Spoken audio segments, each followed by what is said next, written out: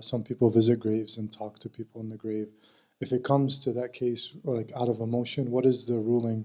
Is this shirk, bid'ah, or just a sin? Right. And those that say that they can hear you because you should say salam when you go, what is the thought on that? This is a good point here that gives us how to deal with al-ghaib. Right? Al-ghaib is unseen to us. Someone died. Is that seen how he is hearing or not hearing, seeing or not seeing, interacting or not? This is unseen to us. So the only way that we get to know the unseen is through the wahy from Allah, revelation from Allah. Not our own thinking and our own likings and things like this. And knowing that the shaitan can do things. Shaitan can whisper to the person that this is the one in the grave. Is talking to him. Shaitan can come into one's dream that this is the one in the grave. All kinds of things that shaitan can do. So since it's a matter of unseen, what the wahy says about this is what we need to limit ourselves to.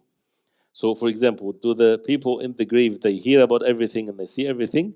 According to the Quran and the Sunnah of the Prophet ﷺ, there is some things that they can hear. One of which is qara' al-ni'al. When people bury someone, then he hears the footsteps of the people when they're leaving. That's what the Prophet ﷺ said.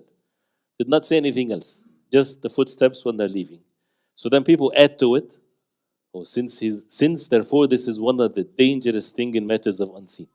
Never allow yourself, what do you call since and therefore? Cause and effect? Never allow yourself, as the ulama they say, to talk about al-lazim or muqtada, in matters of unseen, al-ghaib, since, therefore. Since they hear, as a human being, since I can hear someone's footstep, then I can hear also what they're saying. That's for you as a human being living on the face of earth. But when people die, it's unseen matter to us. We don't know. There's no wahy that says this. The wahy only said that you hear, that they would hear the footsteps of the people.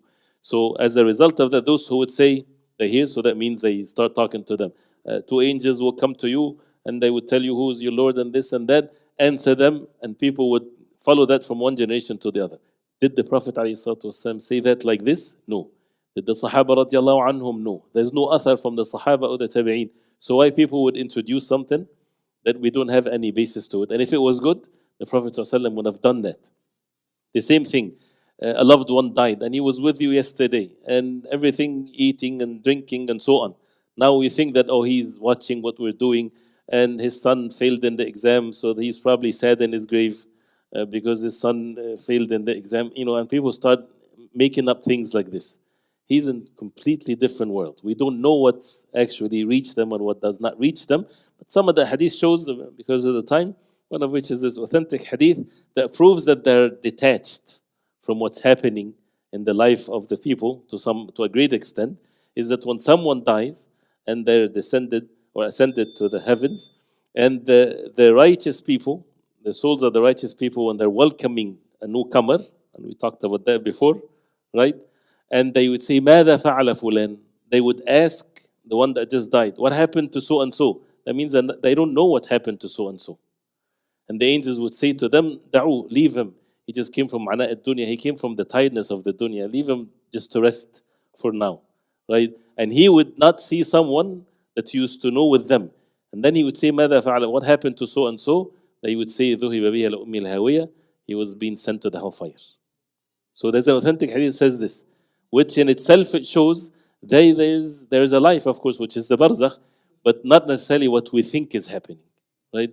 So therefore, when people go out of emotions, they start speaking to those who are in the grave, they should be advised why you're making up something that does not exist. You're saying something that they're not listening or interacting with you. Instead, make dua to Allah subhanahu wa ta'ala that Allah subhanahu wa ta'ala forgive them, that Allah give them steadfastness. And that's what is best for them.